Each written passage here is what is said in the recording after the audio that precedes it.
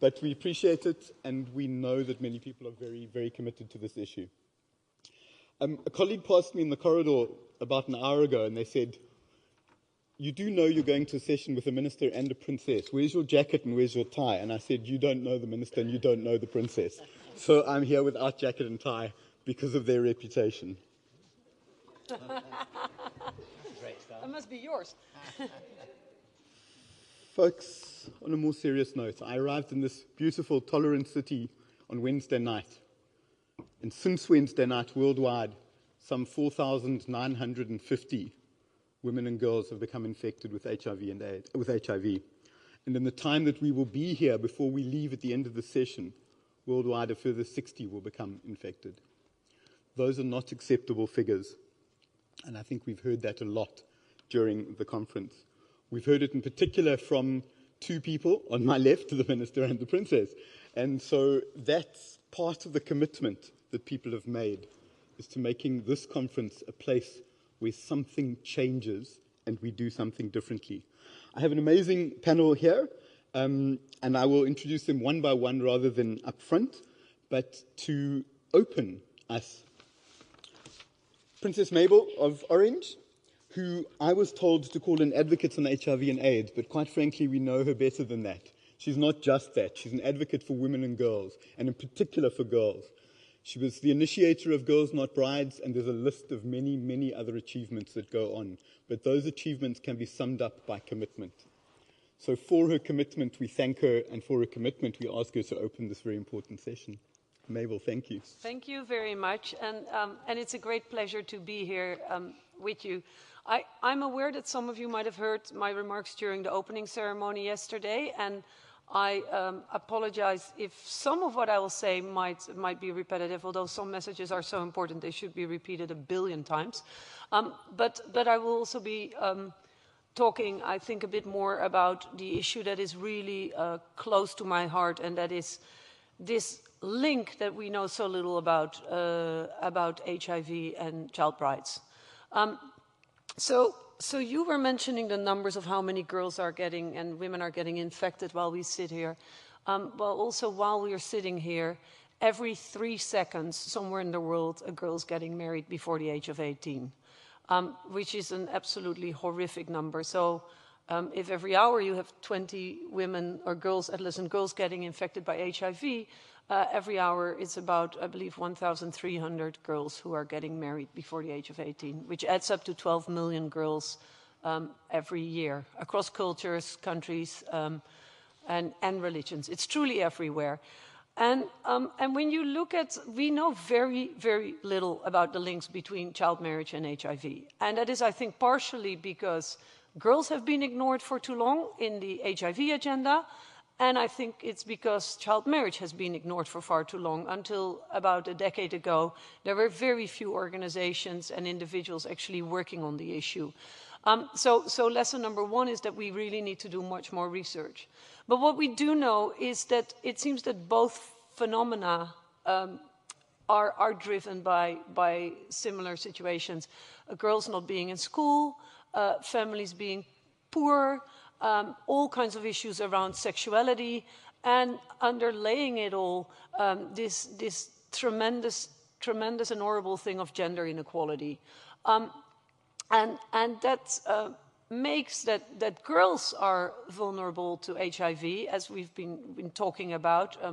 And for me, still one of the most staggering numbers is the fact that if you go to Eastern and Southern Africa, and you look at the girl and young women population there, adolescent girls and young women aged between 15 and 24 make up only 10% of the population, but they account for 25% of all new infections. Now, that's fundamentally wrong, of course, but also means that if we don't start reaching these girls, we will actually lose that whole generation, and we'll lose a lot of the progress that we've made in the global fight against AIDS.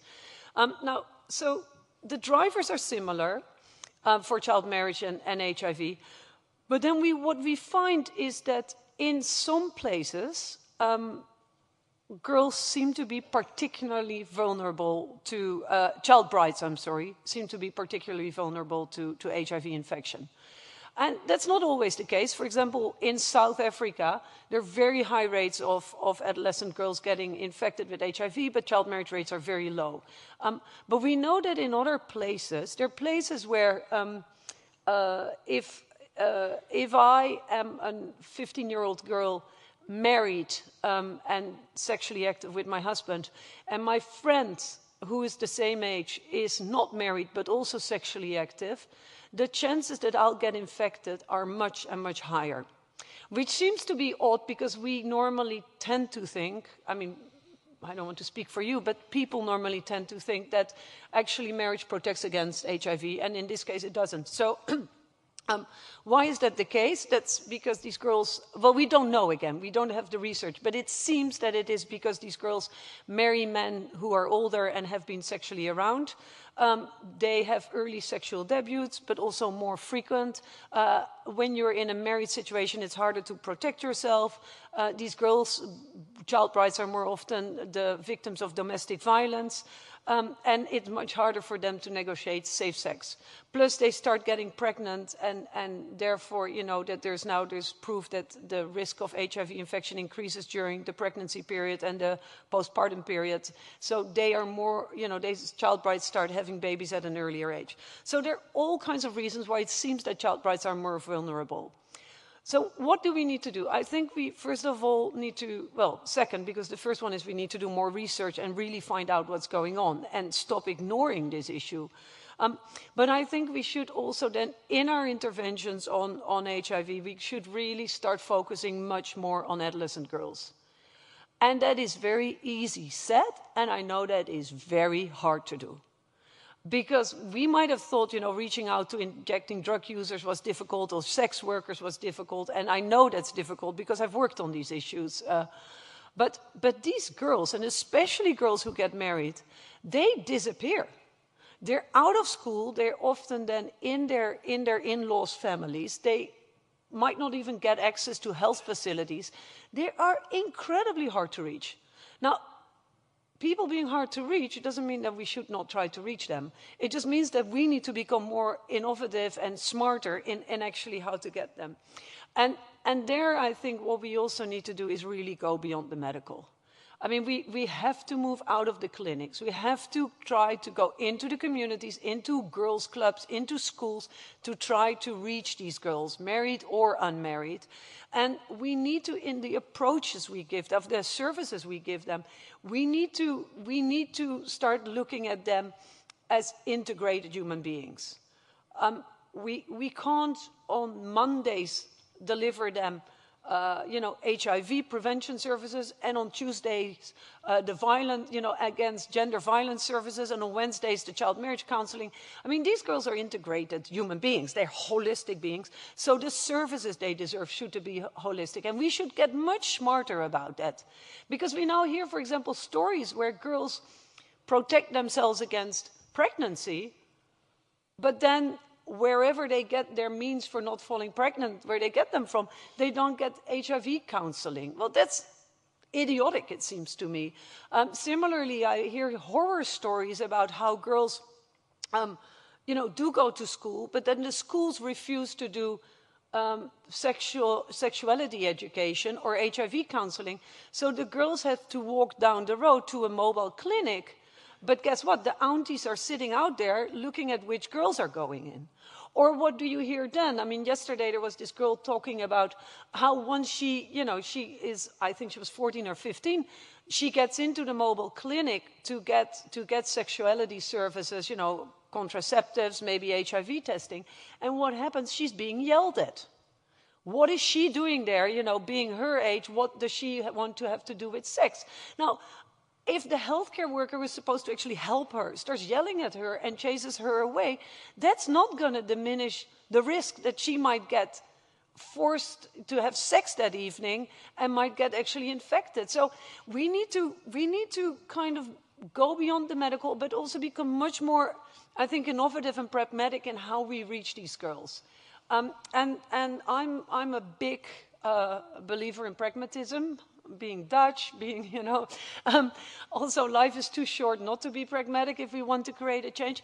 So I think we really need to in a respectful way, start busting the taboos, start being much smarter in programming. We have to talk about sex much more, but in a way that it is acceptable, which won't be easy. We need to listen much better to young people how to do programming, because obviously the programming that my generation has done hasn't helped us to avoid this disaster among adolescents happening. And I don't want to sound disrespectful, and I know a lot of good work has done, but this is a different generation, and the way to reach them, including mobile phones, etc., needs to be done in a different way, obviously. So we should, while we build on the good work that has happened in the last 25, 30 years, we need to also kind of refreshen our approaches.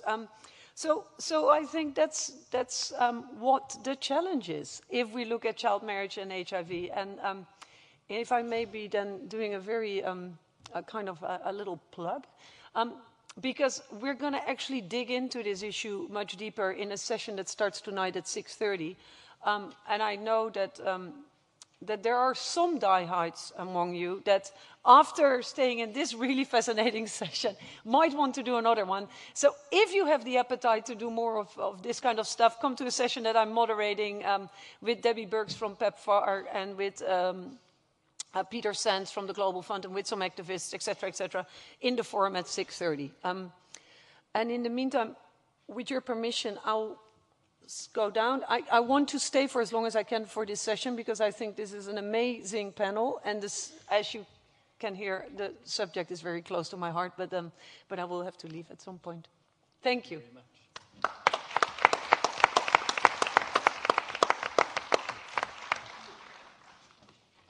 The passion is always there. Thank you, Princess Mabel. Minister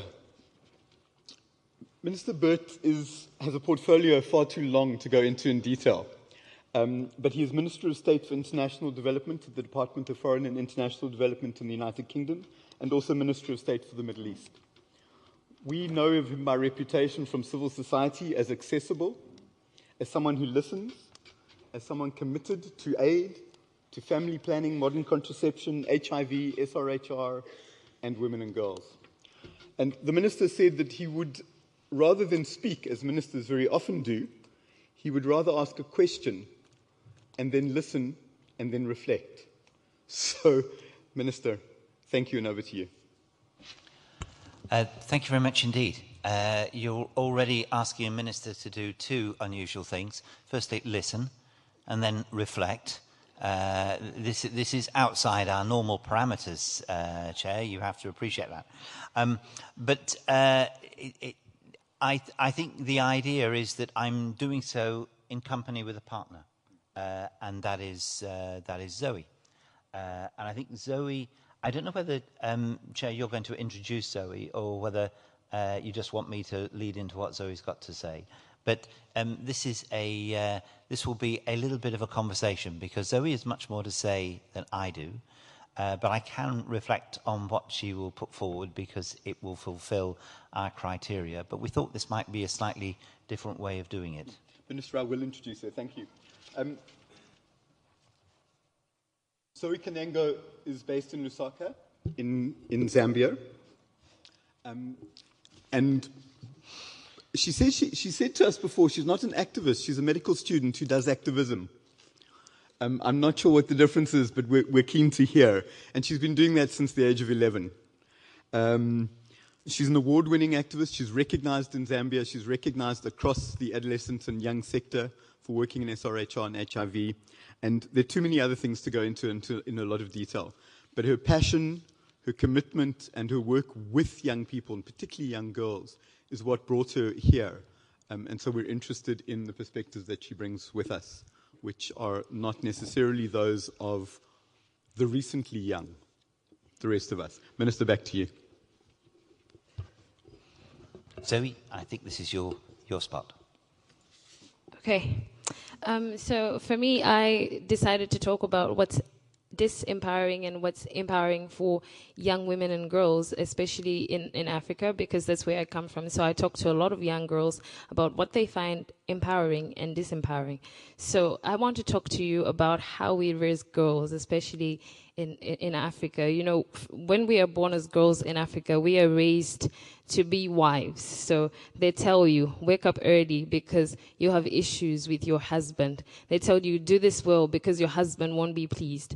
And so all this time growing up, that is what we know. We just want to be, we're surrounded by marriage mentality. And so that feeds into what we do as young girls. So we want to sacrifice a lot just to bring a husband one day at home, because that's what will make mommy and society happy. So we can risk, getting unwanted pregnancies. Safe sex is no longer an issue, whether we've had the information or not, because we want to bring a husband, back home, because that's what everyone's doing. I have a classmate in medical school. Well, she's no longer a classmate. What happened to her is her father told her to discontinue her course, basically because her husband won't be, pleased, because medicine is a busy course. So she has to stop, and do something else, which is maybe close to medicine, which is like dental health, wise, because her husband, won't be pleased. And so we live a life where, we do everything to please the husband or, to please society. I think that it would be better if we raised girls rather, how we raised boys. Because my brother was taught to wake up, not because he will get married one day or, have to take care of a family, but he was raised to, work hard and be aware of himself and be strong. Whereas we are raised to feel maybe inferior and not to speak about, what we think. Because even I am told a lot of times that, I will not get married because, I'm in medical school and I'm an activist and I'm too busy, so I can't be a wife. I express myself. I shouldn't do that. I remember having a conversation with my aunties and they go like, you talk too much. And so, no one will marry you. Who will marry a girl that talks like you? You want to talk on radio. You want to do this. Zambian men do not marry such women. They marry the quiet type. And so I need to take myself down, to a level that I'm not comfortable just because of a husband one day.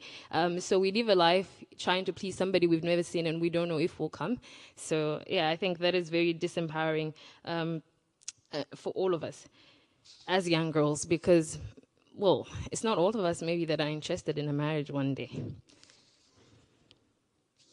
Yeah, and so the other issue is, we are intentionally kept away from health education. I think everyone wants to make us believe that they want us to get this information. But when we're launching the Comprehensive Sexuality Education Project in my country, some government official then said, you can do whatsoever you like, but just don't place this information in my schools. Don't do this and don't do that. So I feel like, that is not helpful because we need this information. We have questions and we want to speak as, young girls. We do not want to be kept in a corner somewhere, hoping somehow that we'll have help and we'll speak one day. Sex information is very powerful, but I know that the reason why they do not want us to learn about this information is because they feel we'll ask too many questions and we'll express ourselves, because they raise us to be quiet, as I say. They want us to be, those ones that do not say anything, but rather listen all the time. So if I'm hurt, it doesn't matter, because they even tell you that if your husband or if your boyfriend is dating another girl, that's not an issue. But if you do that, that is a very big issue. I also feel that what's disempowering is the way that, SRHR information is packaged. It is packaged as like a sex issue, but not really a health issue. In my country, we are not allowed to talk about sex as young girls. So if you package the information around sex, you will not find us, because we are not allowed. If my auntie sees me, that's a big issue. So I feel that we should then package it in a way that it's a health issue, because it is a health issue. It's not a sex issue, so that we can also access the services. Most of the times we see, there's organizations having campaigns for young girls, talking about, maybe like a family planning pill or something like that. Most of the times you find the adults, the adult women coming and saying, oh, what services are here? You will not find young girls because they feel it's a sex issue, and so they can't come even just to listen to the information that's there. So they think that it's for your mother who's, probably having kids, and not for young people. And so young people would rather, not access these services and do something in secrecy, and then end up pregnant. And, you have the unwanted pregnancies and the abortions and safe abortions, because in my country, so many babies rather, are thrown in toilets, in the drainages, and there are children everywhere, sometimes even near markets, that somebody was trying to abort, and some of them end up dying. We have lost classmates, that we're trying to abort because they do not have these services. The world would rather keep girls away from, services. But what's also funny for me is that in my country, we have initiation ceremonies, and so they would rather that you have that information on how to please your husband or to satisfy him in bed early, even at 10 years old. But they wouldn't want you to access sexual and reproductive health rights information, which is age appropriate. So I find that a bit confusing, because I think that CSE information is what's helpful because it's age appropriate. It's not going to teach you how to please the husband, such that you look forward to trying whenever you learn. That's why we see that in villages, so many girls want to get married because that's all they hear and know. And even when they start menstruating, that's all they tell them. So that's why I think we even see the rise in the number of young people getting pregnant. Yeah, and so that's basically what I wanted to share to you. So you should remember that I said what is disempowering is how we raise young girls, but also how we package the information and how we intentionally keep this information away from them. We need the information, and so if you're going to empower us, you're going to ensure that we have the information so that we're able to make the right decisions. If we're able to decide, if we should be able to decide, we should have the correct information. If we should be able to come to your service, that should be health-friendly and not sex-friendly. Thank you.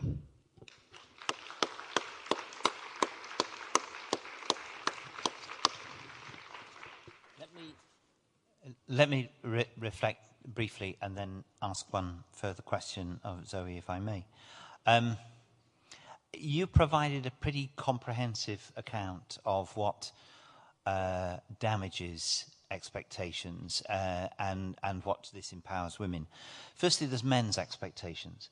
I think part of the clear background of this conference has been to give a strong sense to those of us involved in policy and to all men everywhere, the sense that if we have recognized HIV/AIDS as such a killer of young women and women of reproductive age, we have a responsibility. So it's not all about throwing the responsibility yet again on women, but we've got a clear role to play. And you spoke about rather damning men's expectations of women. Then they were coupled with girls' own expectations of themselves, which again is part of the structure, part of the culture in which they've been brought up. And all our societies reflect that to a degree. And the third area you touched on was society's expectations and how it was that it's only by breaking free of those things which disempower that we can see a difference.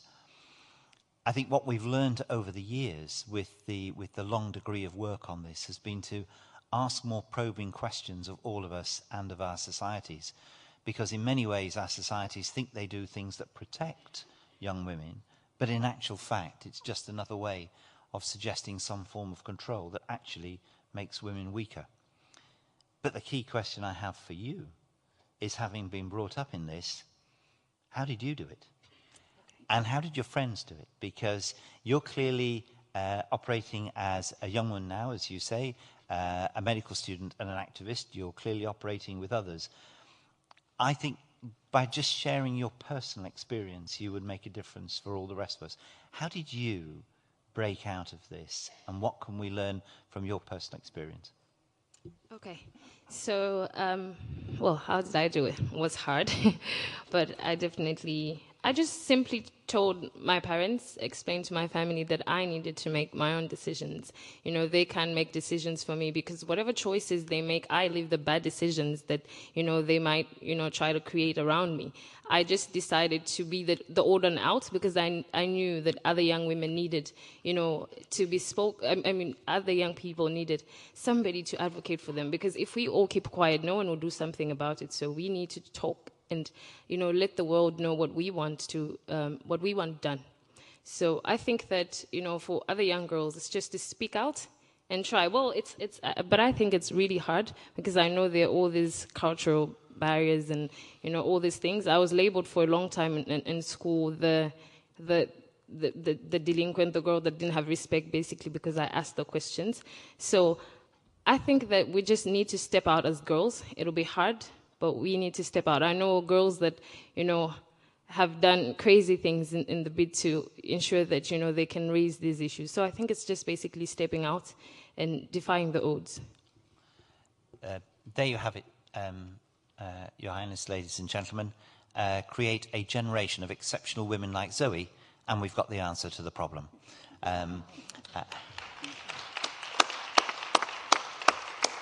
But I think also the key is in what you said about speaking out, and also being the grit in the oyster. Being prepared, but also having an atmosphere in which you could be that little bit difficult, you could question, and all of us have to look to our responsibilities for those that we care for and those we're involved with, to make sure that when people are acting slightly outside the norm and challenging, that we understand it for what it is, an opportunity rather than a threat to us. And I think, Zoe, that's been really helpful. Thank you very much.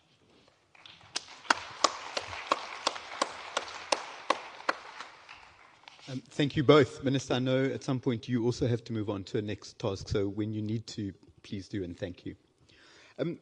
Colleagues, we're going to move on with the rest of the panel, and Sinead, would you like to head up for the podium? Our next speaker, Sinead Delaney Moletwe, I hope I'm pronouncing that correctly, is a clinical epidemiologist. She's Associate Professor and Director of Research at the WITS RHI, which needs little introduction to most of us at this conference. Her fields of interest and expertise are both too wide to talk about in detail here, but essentially SRHR prevention research in South Africa. She serves on a number of national and other panels and is involved in HIV prevention, STIs in Southern Africa. So, Sinead, over to you with thanks. Thanks very much. Good afternoon, everyone. And thanks very much to the organizers for putting this panel together, which is incredibly important.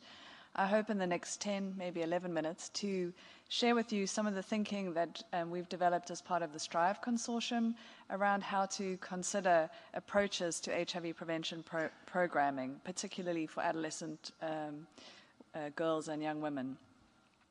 So I don't think I need to tell anyone at this conference that adolescent girls and young women are at substantially higher risk for HIV infection, particularly in sub-Saharan Africa. And in Eastern and Southern Africa, the region that's my home, adolescent girls aged 15 to 24 account for about 1/4 of all new HIV infections, despite the fact that they only constitute about 10% of the population. AIDS has been the leading cause of death for young people in Africa, and this is despite the fact that they're the only age group that has not benefited from the expansion of antiretroviral therapy and declines in death rates. So young women are at higher risk for HIV infection and AIDS-related death because of a range of social and structural factors that may constrain their choices and access to services. For example, gender violence and harmful gender norms may create expectations that are at odds with adopting HIV prevention practices. And laws around the age of consent for adolescents means that they may have restricted access to health services. So in a review of reviews that we conducted as part of STRIVE, we found evidence that social and structural drivers also undermine the success of the treatment and prevention cascades. And here we see how violence and harmful gender norms has limited access to HIV testing for women because of fear of the consequences of that decision and also fear of the consequences of disclosure of their HIV status. That intimate partner violence has also undermined access and initiation to life-saving antiretrovirals for many women, and women may be reluctant to include their partners in prevention of mother-to-child transmission. And this has translated really into huge reductions in the odds of women adhering to their antiretrovirals, and this has led to an association with poor clinical outcomes, treatment discontinuation, and loss to follow-up. And while we have less evidence for these effects on prevention, the evidence appears to be similar. Also to say that these patterns we observed similarly for the effects of socioeconomic status, stigma, and alcohol use on the treatment and prevention cascade. So without addressing these factors, we believe that we're not going to be able to achieve our goal of reducing the number of new HIV infection among girls to less than 100,000 by 2020. And it's important also to consider the kind of global context in which we're having this conversation. HIV is not the only health problem that young women in sub-Saharan Africa face, and inequities in wealth, gender, and access to education shape all aspects of their health and well-being. And here you see examples of how access to schooling is associated with consequences for early marriage, we heard about, and also subsequent pregnancy and the health of both the mother and the infant. So tackling these issues as part of a comprehensive multi-sectoral response will bring huge social benefits, both for populations. Investments in adolescent health can essentially be seen as reaping a triple dividend. It will improve the health of adolescents, both now, but also across the life course as adults, and may also have benefits for the offspring that they subsequently have. So many people will agree that interventions to address poverty, gender inequality, and stigma are needed, but questions remain about what evidence we actually have to tackle these challenges. And the answer is that we do have these evidence to address these interventions, and these can be addressed within programmatic timeframes. What I want to do is share two examples of this with you.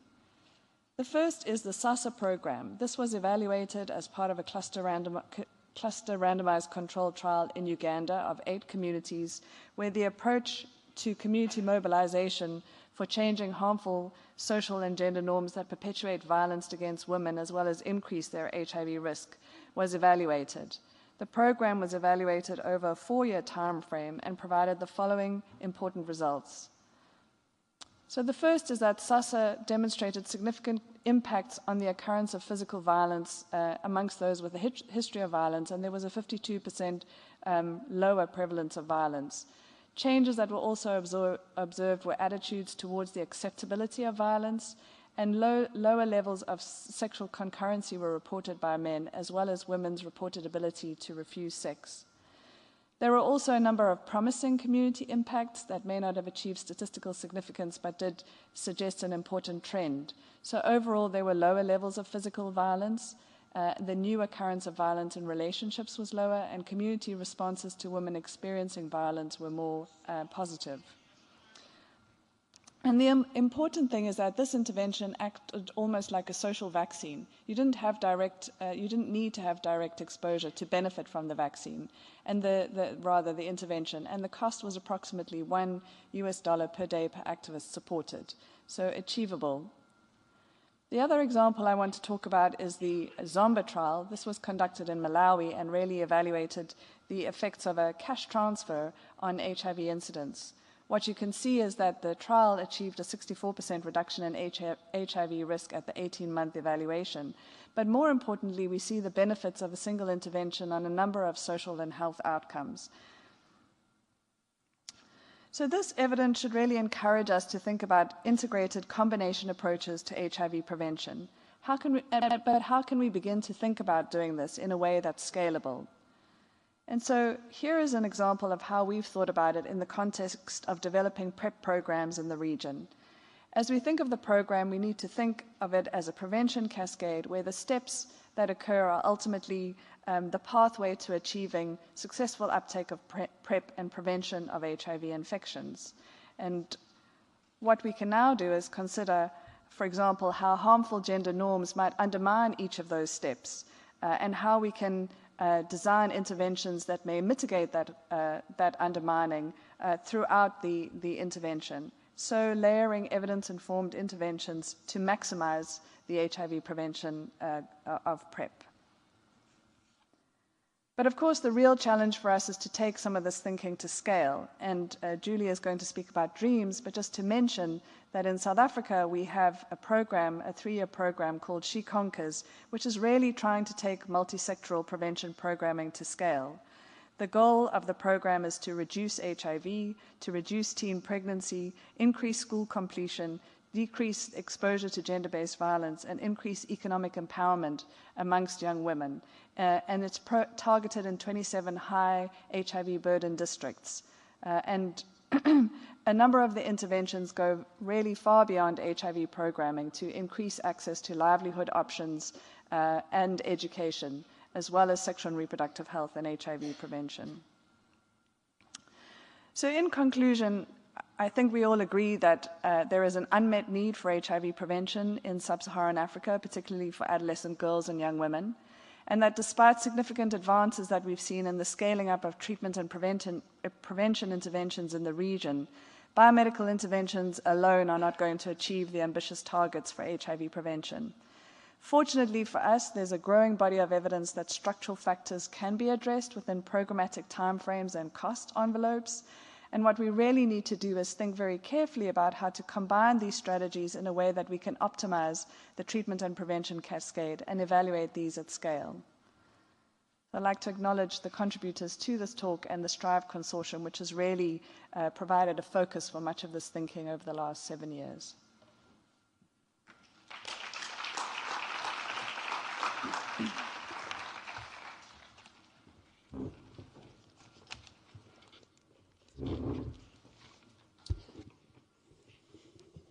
Sinead, thank you very much. Social determinants matter in health, structural drivers matter in HIV. There are solutions, there is evidence, we need to move on it. Moving on, Julie, would you like to head for the podium? Julie Pulevitz is the director of the Population Council's HIV and AIDS program, where she oversees and provides technical leadership for the Council's multi-million portfolio on HIV-related research.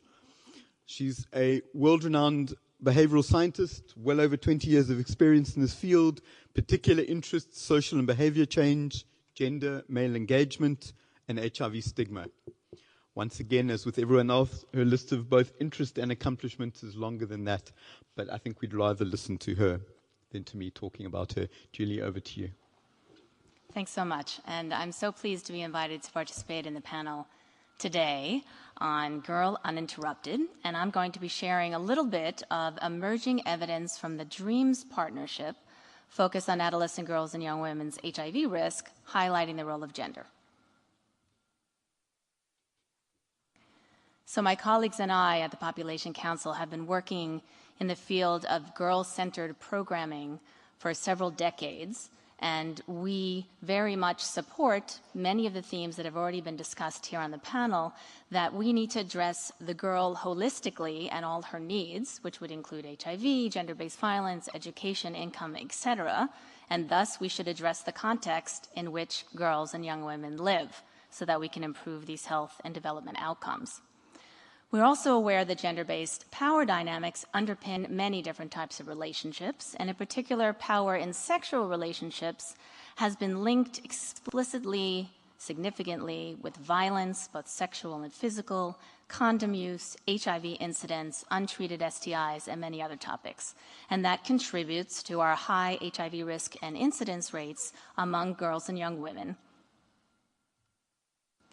The DREAMS partnership is really, I think of it as a case study where we're trying to address many of these different issues, where we're looking at girls from the perspective of empowering girls themselves, as well as mobilizing their communities to promote more equitable social norms, strengthening their families, and understanding and reaching their male sexual partners. Now, the DREAMS partnership has quite a few presentations during this conference, and as you know, it has been spearheaded by PEPFAR with a number of different partners involved over the last several years. The Population Council's role on the DREAMS partnership is as the global implementation science partner, where the Bill and Melinda Gates Foundation has funded us to generate evidence around learnings to improve and strengthen the programs. And we have focused on 3 cross-cutting themes to address the unique factors and features of the DREAMS partnership in consultation with a number of the DREAMS countries. So we have 10 studies ongoing in 7 of the DREAMS countries, and in particular we're looking at these 3 issues. How to reach, or how well are we reaching girls with the community-based girl-centered programming, and what are the effects? understanding more about their male sexual partners. Who are they? How can we reach them? How can we bring them into HIV services? And understanding more about introducing oral PrEP, pre-exposure prophylaxis, to adolescent girls and young women, which is a new feature of DREAMS. So I'm going to highlight just a few snapshots from each of these three themes of what's been emerging from our research that we are intending and are currently feeding back into the programs to help strengthen DREAMS as well as other programs with similar goals. First of all, I would step back to say that all of DREAMS activities are implemented in areas with really high HIV incidence where almost all of the girls are significantly, and adolescent girls and women are significantly at risk of HIV. However, we also need to think about segmenting and focusing to make sure that we reach the most vulnerable girls. And when you look at out-of-school girls, you know they're particularly at risk compared to in-school girls. Yet even when you look at out-of-school girls and young women in Kenya, with about 1,000 cross-sectional sample, representative sample in the community, we see that there's about a third of that group of out-of-school girls who are particularly at risk of HIV and represent a cluster of factors combined. They're double orphans, sometimes hungry, not connected to an adult, early sexual debut, and something that I want to highlight is that they kind of acknowledge and are constrained by the harmful and inequitable gender norms that we've been talking about earlier today. So they report that they see men as always controlling relationships, that violence is justified under certain circumstances, etc. And that's a third of these girls. So we really need to reach them. The other point that I would highlight that just came out in a paper a couple of days ago in PLOS ONE is that then we looked more closely at the power and sexual relationships of these girls in Kenya.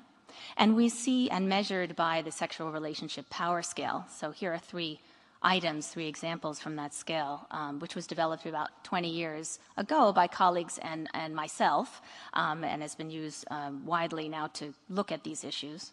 So for example, an item that says, my partner has more say than I do about important decisions that affect us. And we see that about half of the young women say that their partner has more say than they do. So there's quite limited relationship power in their relationships. But what I would also highlight is that we see kind of consistently across the items that it's the older girls amongst this group of 15 to 24-year-olds that are often reporting less relationship power. So it's the 21 to 24-year-olds who are more often out of school, married, in long-term relationships, and have disappeared, as Princess Mabel was sharing earlier, that really experience very low power in their relationships. I would also highlight that there was a strong relationship between power and key outcomes. Less sexual and physical violence was reported by girls who had more power, more condom use at last sex, more knowledge of partners' HIV status. So strong associations between relationship power and risk. We also saw an enormous proportion of young women reporting sexual violence over the last 12 months. So again, this is from the Kenya sample, where about 20% of young women reported sexual violence from an intimate partner over the last year, and 20% as well reported sexual violence from a non-intimate partner. And we saw girls who experienced sexual violence were twice as likely to report an STI symptom and anxiety and depression. So we feed this information directly back into sort of dissemination meetings and consultation with stakeholders on the ground. And this is something that really rose to the top as something to need to further strengthen and focus on within the context of the DREAMS package. And what do the men think about all of this? Now I'm drawing from a study in Uganda where we spoke to almost 100 male partners of adolescent girls and young women. So these are self-reported male partners. And they talked about their relationship with girls. And as, for example, we see that a typical scenario would be that men marry when he's about 20, she's younger, and they go on to have a lot of conflict and miscommunication. So that's how the men characterize their relationships, filled with conflict. This is not something they were happy about. It was considered almost inevitable, and that's how relationships looked. So they got engaged with a long-term partner, married. they got in conflict and separated and then came back together. And during those periods of separation, men would often establish long-term side partners. And those partners would continue over time. And then over time, they would add additional short-term partners with younger women. And the women became younger and younger over time. The wife, the long-term partner, the short-term partners. So this is a dynamic that we really need to address directly. This is from the perspective of men, and we need to combine this with the perspective of women and determine how to deal with this conflict, that ongoing conflict in relationships. The third issue that I want to highlight goes back to the third topic I mentioned, PrEP. And it's not only in sexual relationships that there are important power dynamics. So there's an important power dynamic related to PrEP in the healthcare setting, whereby we heard earlier that often girls themselves, when they try to access sexual and reproductive health services, are stigmatized for being sexually active. And the service providers themselves told us, based on a study in Tanzania, that was a paper that was published about a month ago, the service providers, one example, said, some of us are very critical and judgmental. We just judge someone. And you had gonorrhea, did you do it again? And we saw quantitatively that those service providers who had negative attitudes towards girls' sexuality were less willing to prescribe PrEP.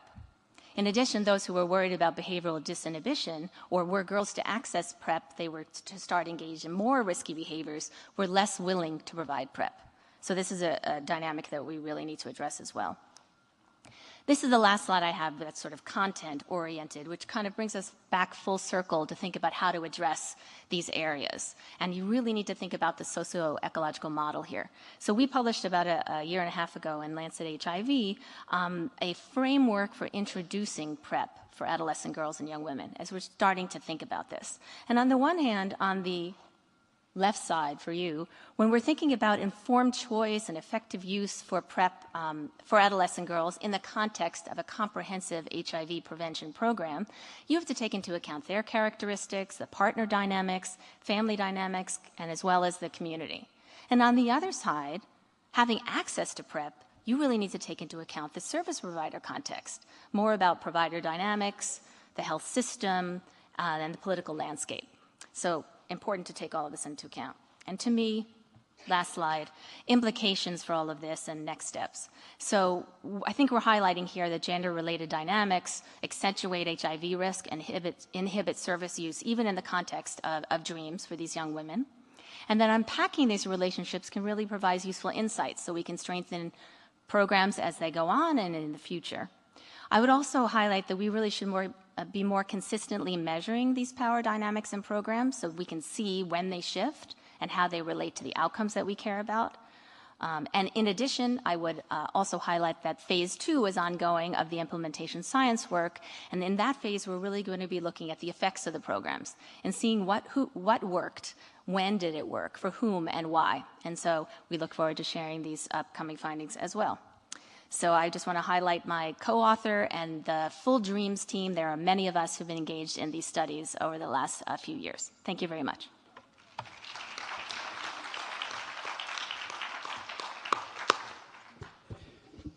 Thank you very much, Julie.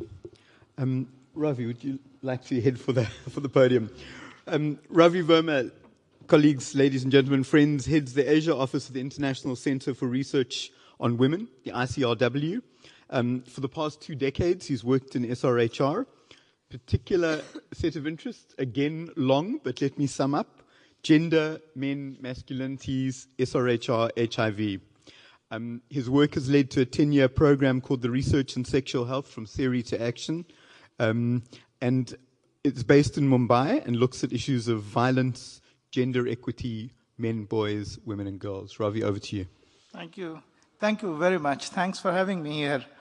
And I echo the views mentioned by my earlier speakers. This is an important session, and I'm very pleased to be here.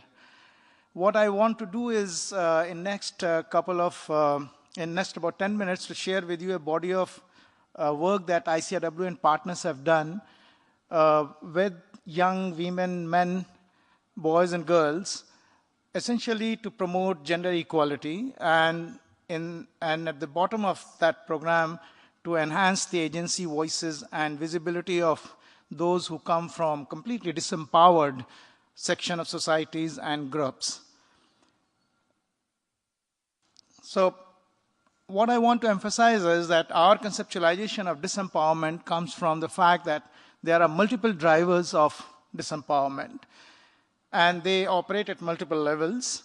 And the key features of these drivers is that they intersect with each other. So there is an inherent logic in any program that these drivers must be addressed in some ways where they could be brought together. You can't really address them. We can't address them in silos. For example, we see the key in our part of the world and many other places that we work with is the poverty and limited educational economic empowerment opportunities, discriminatory and rigid gender norms and practices, including child marriages, the violence which are kind of normalized in the lives of these young men and women, and very poor program reach and access.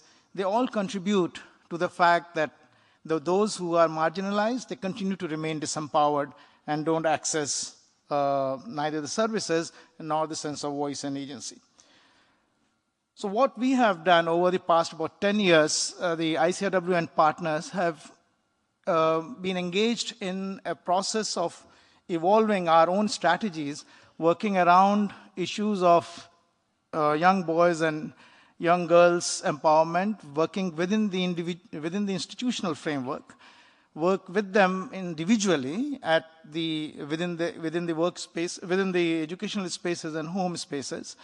One of our flagship programs, Gender Equity Movement in Schools, which is continuing for the last about 10 years, has worked with these, with the boys and girls within the school setting, questioning the gender norms, especially around how boys and girls are shaped into becoming men and women. And then we have transported the similar programs into other settings like sports and communities and brought in the element of empowerment and economic empowerment elements to make sure that there is a complete holistic approach to address the issues of disempowerment for the adults and boys and girls. And that we are continuing to be part of this journey as we evolve and learn from some of these projects. So what I just want to highlight that a couple of features of these programs that are common across these programs are that they emphasize collective reflection within a positive peer environment. We promote a public discourse on the issues of gender equality through dialogues and campaigning, where very often the young men and boys and the girls and women lead the campaign. We engage with teachers, parents, and the stakeholders to make sure that they own up the process of the change. We enhance the economic resourcefulness. Employability is the key aspect of the program. Work with the Federation of Indian Chambers of Commerce and other corporates that they bring into the interventions. And we do work very closely with the government system to strengthen the response mechanism, the child protection services, the violence prevention programs and policies. So these are 5 basic pillars of all these programs that I'm talking about, which has led to some of our key insights and learning working with both boys and girls and what it means working with them. Now, just a quick data here to demonstrate that all our programs do suggest that if the programs are focused and intended, deliberate, they do bring about shifts in the attitudes towards gender norm. That is, we find that the data here is from Vietnam and India, 2 very different cultural settings. The Gender Equity Movement in School, the program was implemented in these 2 settings in a randomized control trial, and we demonstrated that compared to the control groups, the number of boys and girls endorsing the positive norms had increased substantially in both the areas. So there is a reason to believe that if the programs are done with deliberate intention, you can shift these attitudes and at least endorsement to the positive and equitable norms on gender. But what is the underlying mechanism which is very critical? In fact, that quantitative finding needs to be understood the processes. And what we see is that a lot of these programs that we do are disruptive in nature. So this particular slide shows a typical classroom setting where the boys and girls are sitting, in fact, 2 different rows, segregated, but the discussions are quite disruptive. They're quite reflective, where they are asking why the questions are being raised that are difficult, uncomfortable. Even teachers are made to question the corporal punishment methods, whether, boys begin to question, do I share household responsibilities? What do I do? Whom do I talk to if somebody touches me inappropriately? Why do boys rape girls? What does child marriage mean, and why does it happen? So we see many of these programs begin to provide a safe space for boys and girls and men and women to questioning some of the difficult questions that they were never raised in. And what it does is that they raise we have seen they create the agency and the aspirations. We have seen in these programs, qualitative findings do suggest that how aspirations have been shifting. The girls who would normally aspire to be a teacher in the initial stages when they interact within the school system, they begin to aspire for bigger things in life. They want to do things that they normally is not expected of girls and women in these settings. And it's very important that they not only aspire, they begin to voice them. And we find the critical voices coming from those key stakeholders. I actually want you to see the last female teacher from Jharkhand. It's one of the most economically disadvantaged state, where the teacher said that I am a principal, but before this program I didn't realize how we are socialized not to speak out. I did not know this before. Despite being more in numbers, the women, including me as a principal, did not get to express our voices and concerns. While we are trying to emphasize equality among students, the responsibility to see cleanliness of school was always on female teachers, and the male teachers never took interest in it. After this program, I started to speak out and ensure that tasks were distributed equally to all. I think something is profound in the way even those who are in the power, the women, had never realized that how they are subjugated to a gender norm which continues to perpetuate a particular role for them. But then all these programs have also taught us that it's not easy, it's very complex. Gender norms don't change so easily and unilaterally. They are highly contextual and they are negotiated.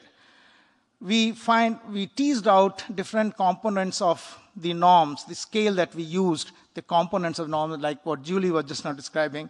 Some of the norms are easy to change. For example, we saw that there was a big shift in the number of men and women, young men and women and girls and boys, to agree to the fact that a wife should not obey her husband. Or they saw the normalized violence. They said that violence against girls are perpetrated not only by strangers, but even those who are very close.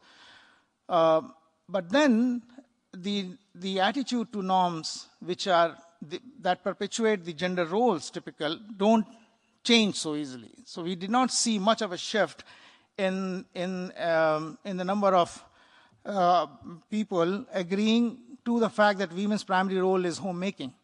Or majority of them did not find, they were uncomfortable with the idea that a girl should be seen in a public spaces, the mobility, for example. There has to be a conditional mobility. No, they did not agree that a girl could be in a public space like any other boy or man. And we saw that boys and young men negotiated learning about norms in their specific realities. For example, many boys and fathers did not want to be seen supporting, even if they were positive and within the boundaries of the house, they would support. Outside, they would not like to be seen supporting or accompanying their daughters or sisters to the places of sports or some of these economic activities, because they wrestled with the idea of women's and girls' mobility and found many different reasons to justify restrictions, including sexuality. So we find that this is not so easy. I mean, that the boys and men find it extremely difficult to accept certain, and women and young girls also endorsed the idea of the gender roles and it was difficult to shift that. So there is, while there is an increased recognition and improved articulation of violence and its consequences, but adolescent boys and young men weigh the conditions and risks before bystander intervention. So we found that bystander interventions did not produce the kind of results that you would expect from these interventions, especially from they would not like to be seen in public supporting. So it's a difficult area there. What we think is important from a lot of these programs and work that we do is that effort to change the gender norms must permeate in the informal spaces. We must blur the public and private spaces in some ways. We must engage with young men and boys as agent of change, not only as receivers. And here is a quote from a boy who said that, I do it gradually. I know I need to be supportive, but then I would get a pushback if I go and begin to talk about equality and empowerment the way we understand gender equality. So I discuss the topic that are in the modules that they have got exposed to, but not everything together. I give them small doses. That's how he articulated. This will help them understand where my thinking is coming from. If I talk everything at the same time, it will become an overdose and they would ask me to shut up. So we need to find in the institutional, all the programs that we work at the institutional level within the larger system and holistic and ecological framework, ways to get into the informal spaces of men and boys and girls to talk about these issues. And there we found one of the pathways which is critical in this whole program of change is the elevated level of mother's aspiration. Program after program, we have seen that a mother with higher aspiration is the one who finds ways to negotiate the girls' empowerment and education and economic abilities with the men and the husband and the male folks within the family.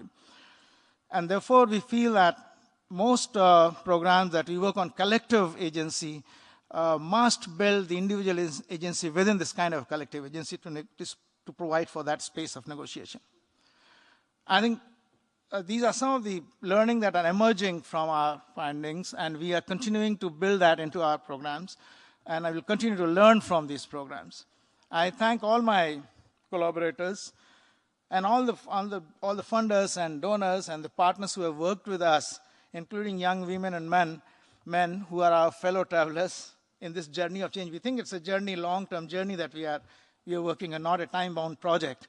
Most of the gender changing programs can't be done using some of the indicators and see whether what proportion of that changes at the end of 3 years or 2 years. It's a journey, and all of us have to begin back and forth kind of difficult questioning. So thank you very much.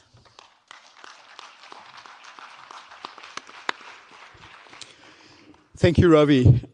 Colleagues, can we give a final hand for the whole panel? Zoe, Sinead, Julie, and Ravi. Thank you.